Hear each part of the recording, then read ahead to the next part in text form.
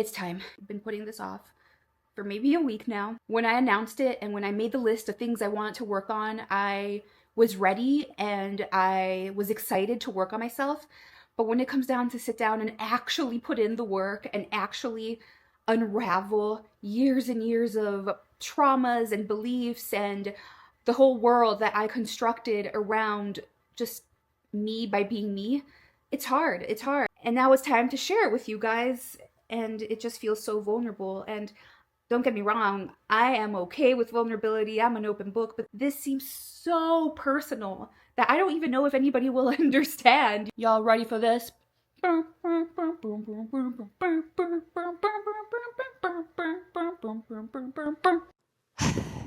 think I'm ready. Hi, my name is Anna Julia, and for those that don't know me, I am 36 years old, and I woke up the other day, and I didn't recognize my life. Don't get me wrong, there is a lot of it that is so great, but I think I have been very disappointed in myself that I never tried to go for my biggest dream. I self-sabotaged and put that in the back burner and chased everything else but my dream. And so I woke up at 36 and I started to panic. This isn't the life I wanted. How did the choices I make get me right here? And so I decided that it's never too late to start and it's never too late to try again, and I'm going to go for it. But I want to make sure that when I go for it, I don't make the same mistakes I did in the past.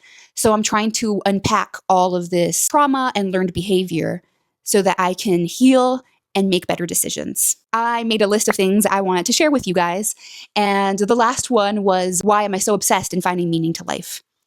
And I got lots of responses to it, and lots of people didn't understand why this was even a question.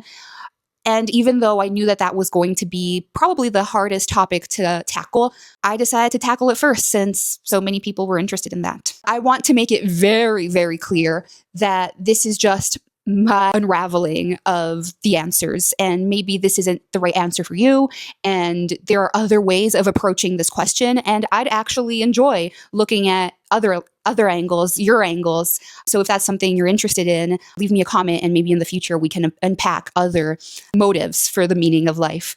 But this is what is true to me, and maybe this is true to others, and if it isn't, maybe at least it's interesting to others.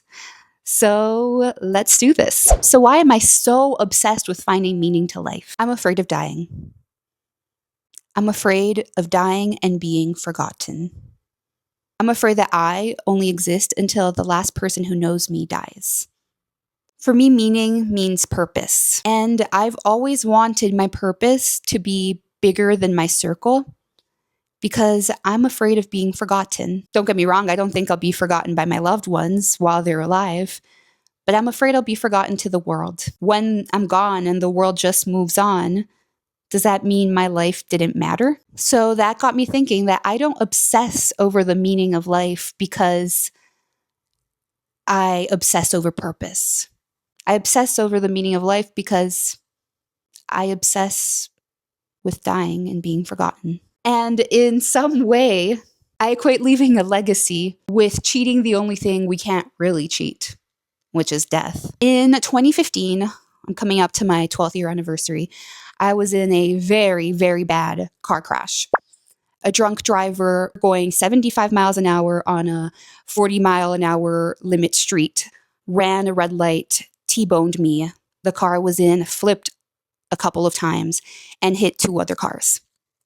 I don't know how long I was passed out for, but all I know is that when I came back to this world, I was upside down, confused, didn't remember my name, didn't remember my phone number. I did remember telling the firemen not to call my mom because I know that she would freak out. When I came to it, I woke up to, there's one alive, there's one alive. And nowadays, I know that that implies that they assumed that I was going to be dead. I was rushed to the hospital. I broke the whole left side of my body. My lung collapsed. Horrible. Drains coming out of my head. I had to relearn how to walk. It was a whole ordeal. And when people would come to visit me, they would say, it's a miracle you survived, and you survived for a purpose. And that was terrifying because it put pressure on me needing to figure out my purpose. But if I am being completely honest, and this is the first time I am saying this out loud. It also made me excited because it made me feel special, like I had a special purpose. And this is where the mind fuck starts, because all of a sudden, this meaning of life and purpose got me in my head. And I was always thinking, what can I do? How can I serve? What am I good for? And putting me in my head took me away from the present moment and brought me to the future. And all of a sudden, I was anxious and sad and not being able to enjoy what was actually in front of me because that wasn't good enough. I was always trying to create something bigger and better for the future. And so I'm not going to lie, the more I try to chase this scale and chase this impact, the more it felt like I was performing. And for our actors out there, we all know that we don't like to call acting performing. We like to call acting living in the moment. And that's what I wasn't doing. I wasn't responding to the stimuli of the moment. I was performing like I was, but I was putting on a mask. As I was unraveling all of the story and putting pieces together and puzzle pieces together, I caught myself realizing that being small doesn't mean being insignificant. I am deserving of space, and I am deserving of love, and I am deserving of the pleasures of the world just because I am alive. And now I also understand that scale doesn't mean depth, because I can talk to 100 people and not move one person, but I'd rather move one person deeply and not have to talk to 100 people. And I think the best example of that is a few years ago, I went to Santa Barbara for a concert. I went to see Opio. I don't know if you know him, but he's just a funky, electronic good time. And I met up with a friend who was living in Santa Barbara at the time. And after the show, she invited me to go to a house party. And there were, I don't know, maybe 50 people there at the house party, and I didn't know anybody. So I was sitting in a corner on my own with my friends that drove up to Santa Barbara from LA. All of a sudden, that Donna Summer song started to play. Is this love? Is this love? Is this love? Is this love? And I already knew that I loved that song, but that day solidified my love for it. Because from across the room, I saw this cute little skinny guy allowing the music to move through him in such a way that he stood up and he was just so present and so alive. And he grabbed a candle and started to sing this or mouth the song to all of his friends. And he was so captivating and so alive. I don't know his name. I don't know what he does. I don't know who he is. I didn't even introduce myself to him at the party, even though I kick myself for not doing it, because at least once a month I think of him.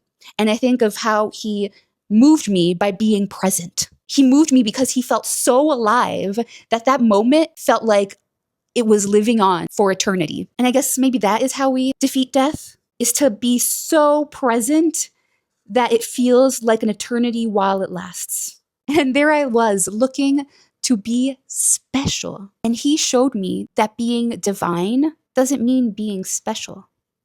It just means being devoted to the present moment. So he's divine.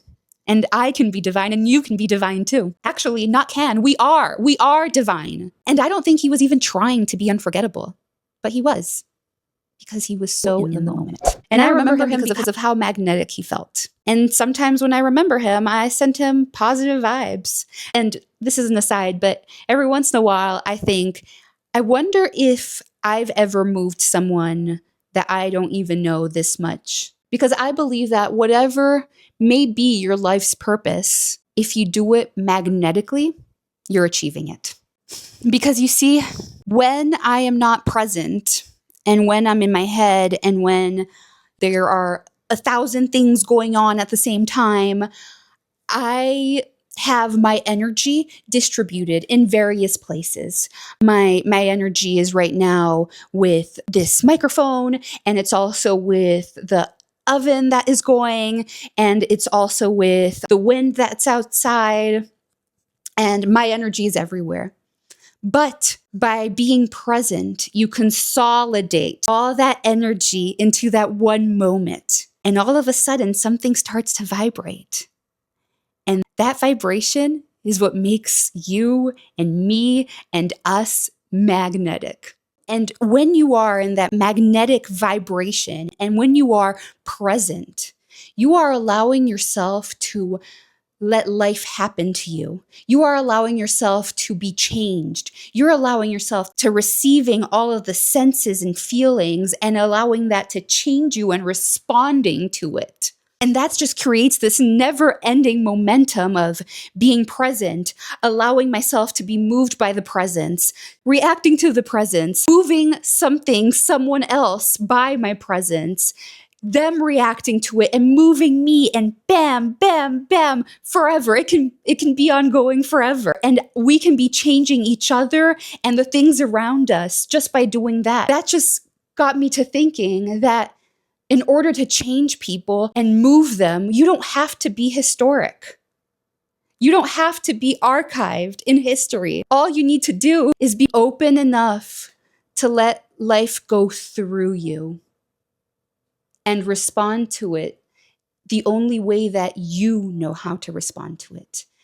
Because your life is so authentic to you. I think that our culture teaches us that impact is vertical. Politics impact us. Celebrities impact us. Something bigger is always impacting us, and that is true. There's no denying that. However, it doesn't need to be only that. Impact can also be relational. And the answer is right in the word. Maybe to be impactful, you need to be impacted. And that never-ending circle. Okay, this is a lot to unpack, and well, I guess this is a good time to say that I've always wanted to be an actor, and now I'm creating content. And am I doing this because of ego and fear of death? Or am I doing this because this is my meaning of life? I think that after unpacking and unraveling all of this, I can safely say that, can I safely say?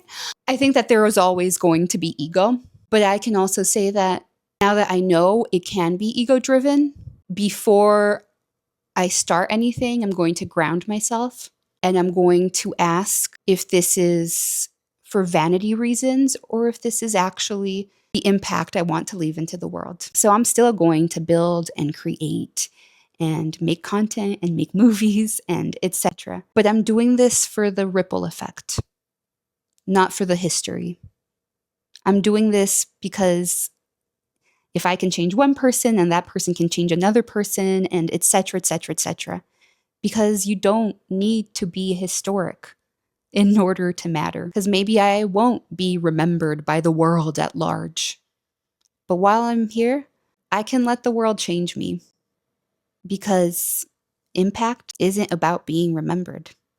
It's allowed to be changed and change. So I here now declare that my purpose in life is to be present, is to allow the world to change me, and in the process, change the world around me. And if I do this by videos or by making movies or by acting or by having a conversation, whatever the means is, if I'm doing it through being present and being magnetic, I'm filling out my purpose in life. I don't know if I even answered the question, but this feels like a good place to start or to stop. And it feels like I've changed something within me. So now when I go after my means to an end, I can go after it authentically and I can go after it with less ego. Tune back next week when I unpack something else and let me know in the comments what you think and what else I should unpack and maybe go deeper in. Whew. Thanks for listening to me.